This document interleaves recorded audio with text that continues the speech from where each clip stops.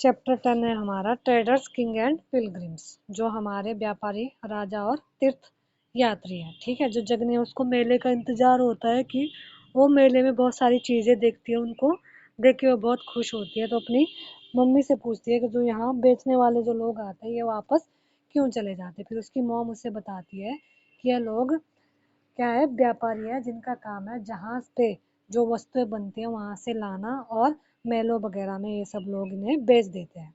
अब है how to find out about trade and traders, मतलब व्यापार जो हमारा ट्रेड है और व्यापारी जो ट्रेडर्स है उनके बारे में हम कैसे फाइंड कर सकते हैं। You read about the northern black polish work in chapter 8। Chapter 8 में नॉर्थन पॉलिश वर्क के बारे में पढ़ा है, जिसमें क्या था, this fine pottery, especially bowls and plates, were found from several archaeological sites throughout the subcontinent। जो हमारा सब कॉन्टिनेंट है यहाँ पर बहुत सुंदर सुंदर बर्तन, खास तौर पर जो कटोरियाँ और थालियाँ जो कॉन्टिनेंट के जो आर्कोलॉजिस्ट को मिली है, ठीक है। How do you think it reached this place, अब क्या है, सवाल उठता है कि इन जगहों पर यह बर्तन कैसे पहुंचे। ट्रेडर्स में have carried them from the place where they were made to sell them at other place। जो ट्रेड ऐसा माना जाता है कि जहाँ यह बर्तन थे वहाँ से व्यापारी इन्हें ले जाकर अलग अलग जो प्लेसेस है वहाँ पर इनको बेचते थे, उनको सेल सेल करते थे। South India was famous for gold, spices, specially paper and precious stone. जो हमारा दक्षिण भारत है वो गोल्ड के लिए, और जो हमारे स्पाइसेस है, मसाले हैं, खास तौर पर जो ब्लैक पेपर है, काली मिर्च, तथा बहुत सारे जो प्रीशियस स्टोन के लिए बहुत ज़्यादा फेमस है। और paper was particularly valued in the Roman emperor so much so that it was known as black gold। जो पेपर है वो क्या है, रोमन साम्राज्य में इसकी इतनी ज़्यादा क्या थी, मांग थी कि क्या है, यह काले सोने के नाम से इसको लोग बुलाते थे। So traders carried many of these goods to Rome in ships across the sea and by land in caravans। There must have been quite a lot of trade, as many Roman gold coins have been found in South India। और क्या था, जो traders थे इन सारी things को, इन सारी वस्तुओं को क्या है, समुद्री जहाजों और सड़कों के रास्ते से रोम पहुंचाते थे। और क्या करते थे यह लोग, इसको रोम पहुंचाने के बाद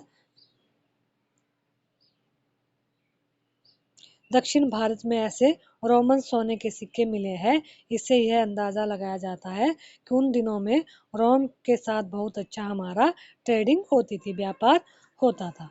अब है traders explored several sea routes। Some of these followed the coasts.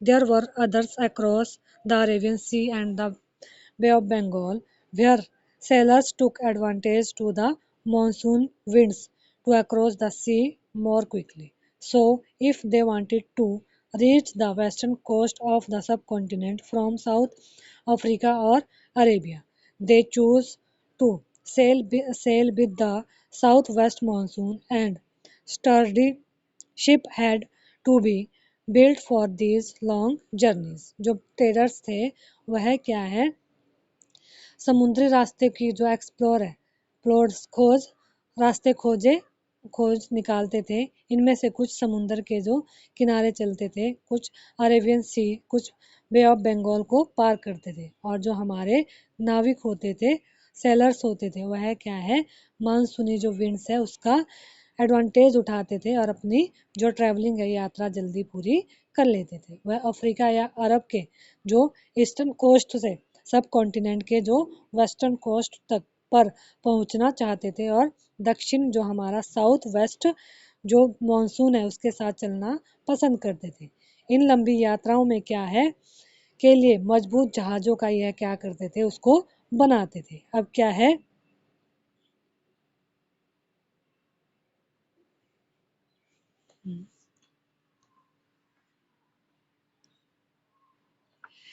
New kingdom along the coast, मतलब समुद्र तटों से जो लगे राज्य वो कौन कौन से थे।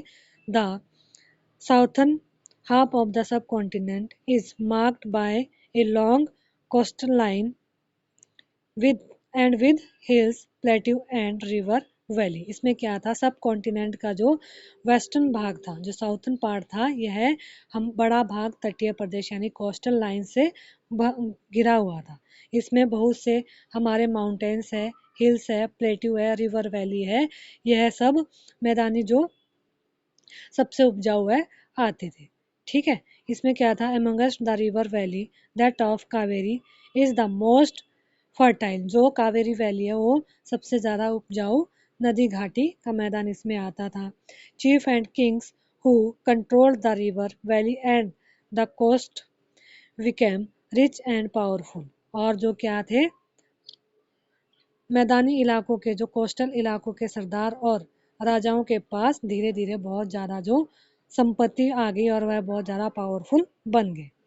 संगम पोएम्स मेंशन द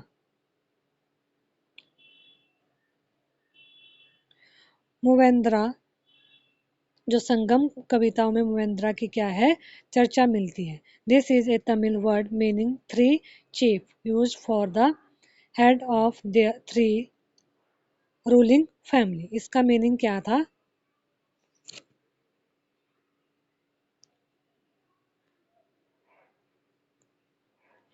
इसका मीनिंग था कि एक तमिल शब्द है जिसका मीनिंग है तीन मुखिया। इसका यूज तीन जो शासक फैमिली है, रूलिंग जो फैमिली है, उनके परिवारों के मुखिया के लिए किया जाता था। The Cholas, Cheras and Pandyas who became powerful in south India around 2300 year ago. 2300 साल पहले जो साउथर्न इंडिया में क्या है, दक्षिण भारत में काफी शक्तिशाली माने जाते थे चोल, चेर और पांड्य। ठीक है, फिर इसके बाद क्या था, each of the each of the three chief had two centres of power. और ये जो तीनों मुखिया थे, इनके अपने दो दो जो पावर होते थे, सेंटर के पावर के दो दो सत्ता केंद्र मतलब सेंटर होते थे जहाँ से ये रूलिंग करते थे। इनमें से था one island and one the coast. जो क्या था, एक तो होता था आइलैंड और दूसरा जो तटीय एरिया। आइलैंड यानी कि अंदरूनी पार्ट मतलब जो जल के बीच का भाग होता है। ठीक है, of these 6 cities 2 were very important, Puhar और Kaveripattinam, the port of the Cholas and Madurai the capital of the Pandya. इसमें जो हिस्सा था, 6 केंद्रों में से 2 इम्पोर्टेंट थे, जो एक चोलों का पतन पुहार और कावेरीपट्टनम, दूसरा पांड्यों की राजधानी जो मदुरई थी, ये फेमस थे। The chiefs did not collect regular taxes, instead they demand and received gifts from the people. जो मुखिया होते थे वह कर की बजाय जो गिफ्ट्स की मांग करते थे, और कभी कभी ये लोग क्या करते थे, ये करने लगाते थे, लोगों से गिफ्ट्स की डिमांड रखते थे। They also went on military expedition, they collect tribute from neighbouring areas. और क्या है, कभी कभी यह क्या है, जो मिलिट्री अभियानों पर भी निकल पड़ते थे और अपने आसपास के जो एरिया है उनसे ट्रिब्यूटरी वसूल कर लेते थे। ठीक है, फिर क्या होता है, they kept some of the wealth and distribute the rest amongst their supporters including members of the family, soldier and poets. और यह लोग क्या करते थे, इनमें से कुछ धन वह अपने पास रख लेते थे और बाकी जो बचता था वह अपने समर्थकों, अपने रिलेटिव्स को, और जो मिलिट्री के ऑफिसर्स होते थे, पोएट्स होते थे, उनमें इसको डिस्ट्रीब्यूट कर देते थे। Many poets whose composition are found in the Sangam collection composed poem in praise of chiefs who often rewarded them with precious stone, gold, horse, elephants, chariots and fine cloth। और अनेक संगम कवि जो कवि थे उनके ने उन मुखियाओं के, अपने जो उनके राजा होते थे उनके इसमें ये उनके प्रेयसिस में मतलब उनके प्रशंसा में कविताएं लिखी है और उन्हें बहुत ज़्यादा इसकी जो गिफ्ट्स भी मिले हैं, उपहार तौर पे दिए जाते थे। सोने चांदी के आभूषण, हॉर्सेस, एलिफेंट या सुंदर कपड़े इनको दिया करते थे। Around 200 year later a dynasty known as the Satavahana become powerful in western India.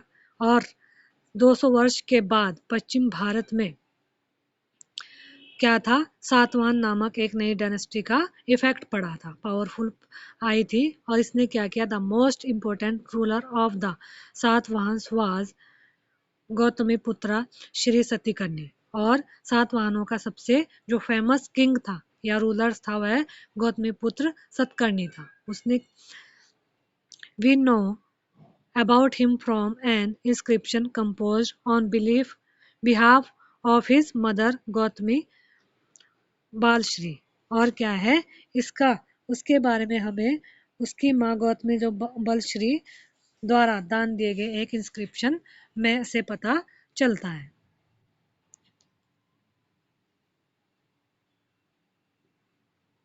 He and other Satwan ruler were known as Lords of the